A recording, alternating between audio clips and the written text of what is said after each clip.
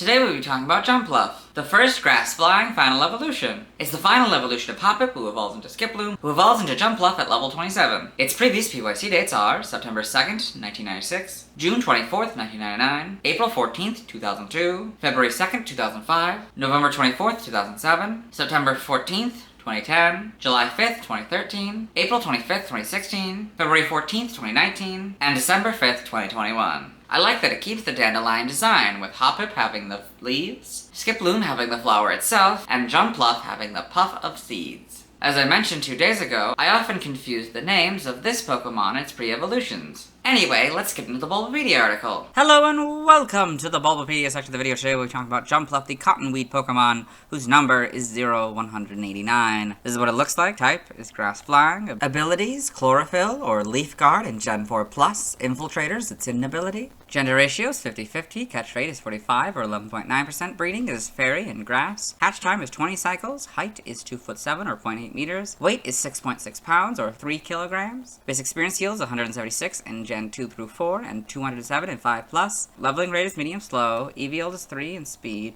Shape is that. Footprint is that. Pokédex color is blue and base friendship is 70. Jumpluff is a dual-type grass-flying Pokemon introduced in Gen 2. It evolves from Skiploom starting at level 27. It is the final form of Hoppip. Biology, Jumpluff is a round blue plant Pokemon with red, pupilless, beady eyes, 2 small round feet, and a tail. 3 cotton puffs, almost as large as the body itself, extend off it, 1 on each arm, and 1 on the top of its head. These puffs produce cotton spores that Jumpluff can use to float in the air, and it can control its flight even in a hurricane. 3 to 4 leaves grow at the base of the top puff. Jumpluff drifts on seasonal winds and can use its spores to masterfully maneuver itself around the globe.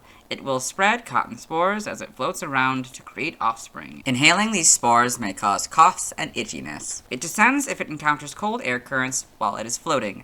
Though it spends a good amount of time in the air, it is commonly sighted above open, temperate grasslands. Once Jumpluff runs out of its cotton spores, its journey and its life reaches its end. Evolution, Jumpluff evolves from Skiploom and is the final form of Hoppip. Hoppip, Skiploom, Jumpluff. Game data, NPC appearances, Pokemon Mystery Dungeon, Red Rescue Team and Blue Rescue Team. A Jumpluff seeks the help of Shiftry to rescue its friend, another Jumpluff who is trapped in the Silent Chasm. Shiftry fails and the player has to go to the rescue. For the rest of the main game, they are seen around Pokemon Square. Shortly after the end credits, both Jumpluff fly away on the winds. Aww. Pokédex entries. In Gen 2 and Gold, it deftly controls its cotton puff spores to float even around the world. Silver drifts on seasonal winds and spreads its cotton-like spores all over the world to make more offspring. Crystal, even in the fiercest wind, it can control its fluff to make its way to any place in the world it wants. For Stadium 2, if you have Pokemon Red, Silver, Crystal, and 30, you get the Gold entry, but if you have Pokemon Blue, Gold, and Yellow, and 30, you get the Silver entry. In Gen 3, Ruby and Sapphire, Jumpluff rides on southern winds to cross the sea and fly to foreign lands. The Pokemon descends to the ground when it encounters cold air while it is floating. Emerald, Jumpluff ride warm southern winds to cross the sea and fly to foreign lands. This Pokemon lands but encounters cold air while it is floating. Fire Red is very similar to Silver's but slightly different, so I'll read it. It drifts on seasonal winds and spreads its cotton-like spores all over the world to make more offspring. Leaf Green is the Gold entry. In Gen 4 and Diamond, Pearl, and Platinum, blown by the seasonal winds, it circles the globe, scattering cotton spores as it goes. Heart Gold is very similar to Gold's, but slightly different, so I'll read it. Once it catches the wind, it deftly controls its cotton puff spores. It can even float around the world. Soul Silver is its Silver counterpart. The Gen 5 Pokédex entries are Diamond, Pearl, and Platinums. In Gen 6, so is X's. Y is the Crystal entry. Omega Ruby and Alpha Sapphire are basically Ruby and Sapphires, but Jumpluff and Pokemon are now the correct casing. The Gen 8 Pokédex entry is its Diamond and Pearl counterpart. In Gen 9 is Scarlet. Jumpluff travels on seasonal winds. Once its cotton spores run out, its journey ends, as does its life. Violet, beware its cotton spores. If you accidentally breathe them in, you'll be racked with coughs and itchiness. Got Jumpluff in the Paldea Pokédex. Kind of fun. It looks like it's riding on the wind. That's fun. Game locations. Side game locations. Stats, base stats, will compare Gens 2 through 5 and 6 onward. HP 75, that stays the same. Attack 55, that stays the same. Defense 70, that stays the same. Special attack 55, that stays the same. Special defense 85, that goes up to 95. Speed 110, that stays the same. So this one has a total of 450, and this one has a total of 460. Pokeathlon stats. Type effectiveness. Damage normally by normal, bug, ghost, steel, electric, psychic, dragon, dark, and fairy. Weak to flying, poison, rock, fire, and ice, all for double except for ice, which is for 4. Immune to ground. Resistance to fighting, water, and grass. Fighting and water for half, grass is for a 4th. Notes: if gravity is in effect, this Pokemon is given an Iron Ball in Gen 4, or a ring target, or is affected by Smackdown or Ingrade, the effectiveness of ground-type moves is half. It would go from 0 to half. In Gen 5, if this Pokemon is given an Iron Ball, the effectiveness of ground-type moves is 1, so it will go from 0 to 1. Learn Stat by leveling up will go down to 27. 30 Acrobatics, 35 Cotton Spore, 39 U-Turn, 43 Giga Drain, 49 Bounce, and 55 Memento. Skipping by TM. And by breeding, nothing by prior evolution, side game data. Okay. Pokemon Ranger, Guardian Signs in the browser entry. It creates vines around itself that make Pokemon slow. Okay. Pokepark Pikachu's Adventure. Jumpluff, a gatekeeper in the Granite Zone. Guards the path that leads to the area past the Granite Zone. This. Okay. Evolution data, Hoppip, level 18. Skiploom, level 27 Jumpluff. Sprites here? Oh, okay. A little different. They're more like blue spores. And the leaf is kind of white, I guess. More clearly, you can see that here. It's a different blue. The red eyes aren't a thing yet. This is pink with pink puffs. And, well, it looks like pink flowers here. Pinkish gray. Yeah, it looks like to be more gray, but they're both white in the back sprite. So then, in crystals, you get more of the yellow puff. So seems to be yellow leaves and kind of a yellowish white. This is kind of more of a pink, gray. That still is just white though. Then you've got the green leaves and sort of the more accurately red. Oh, its eyes were originally yellow. That's interesting, and like a gray, but now it's red and kind of an orange. Yeah, and then you got the things. The things. Yeah, they got those are still pink puffs. Interesting. Its mouth is white, but now it's kind of a red, maybe kind of two-tone, maybe with a kind of orange tongue there. Yep. So slightly different blue, slightly different pink. Yeah, not much changes. I think maybe slightly different green, but yeah, not much changes. There's some, I don't know, yeah. Gen 5 has the full back sprites. Yep. These are more kind of a purplish compared to the pinker body, I guess. Yep. It's pretty much the same, maybe a little bit darker, actually, I think. Pretty good translation, I'd say. These are a little lighter. Makes sense. Very good. And you got the homes. In the anime, Jumpluff in the anime. Got all this.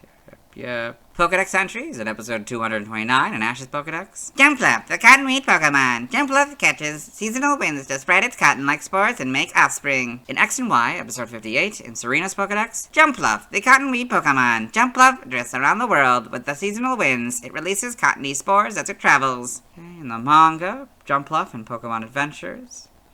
Got all this. In the TCG. Trivia, at 6.6 pounds, 3 kilograms, Jumpluff is the lightest Pokemon that has undergone 2 evolutions. In Pokemon Coliseum, the shadows of Jumpluff spores are square.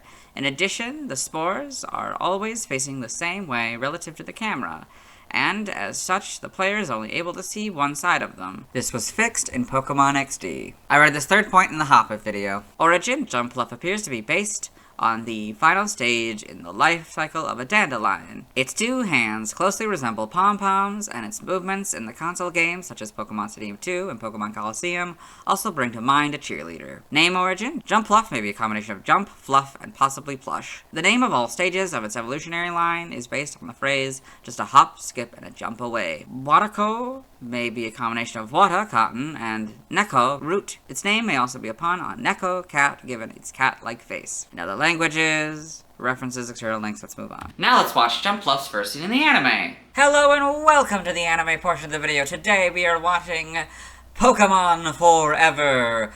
Celebi, the voice of the forest. In this film, Ash Ketchum, the main character, his traveling companions, Brock and Misty, as well as his faithful Pokemon Pikachu and Misty's Pokemon Togepi, have met a boy who has traveled through time thanks to a Pokemon Celebi whom he saved. Right now, as a thanks, Celebi is allowing Ash and the boy to fly around, and we're about to cut to a scene. There! Yeah. Just Jumpluff.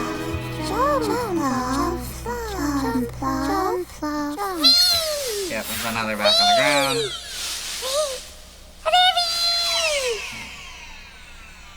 Oh, I guess that's... Okay, it's probably safe to assume that that is Jumpluff's first scene in the anime. Let's move on. Now let's see why people love Jumpluff. Now let's look at fan art. Hello and welcome to the fan art section of the video. Nobody sent in fan art, so instead we're looking at DeviantArt fan art. For those of you who aren't familiar with the series, what we do is we go through these images until we find an image that doesn't contain a Jumpluff. So we've got new Pokemon, Wooloo and Eldegoss by Naiji.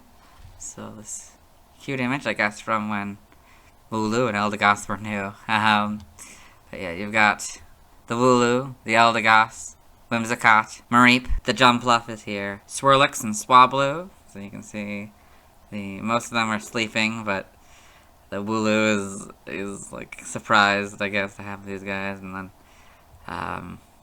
the Whimsicott is, I guess, is trying to wake up the Eldegoss. It's kind of fun. Then we've got Jumpluff 2 by Sailor Clef. This cool perspective of this Jumpluff here. It's very fun, very well done. Then we've got Jumpluff by Will to Link. Is this CGI? This might be CGI. I can't tell. Or it's supposed to be like a drawing or a painting that looks like CGI. I don't know. But like the background doesn't seem so much CGI. It's mostly the eyes that look almost CGI. It's interesting. But it's very well done. I like the fluffiness of the puffs. This doesn't contain a Jumpluff, so we'll move on. Thanks to everyone who submitted fan art. I'll be streaming tonight at 5 p.m. CMT Central Mountain Time. In this stream, I'll be evolving Skiploom into Jumpluff. Tomorrow I'll be talking about Apom. As always, this is my proper outfit, and you'll see me in a few seconds. In the Croconaw video, because I wasn't able to do the anime section, I promised that I would do it in this video. So let's do that now. Hello, and welcome to the Croconaw Anime portion of the video. So, or earlier in the film, Ash Ketchum and Pikachu are about to fight a trainer named Dundee. Croconaw, go! This Croconaw? A Croconaw, huh? Never battled one of those before. Okay, Pikachu, let's go!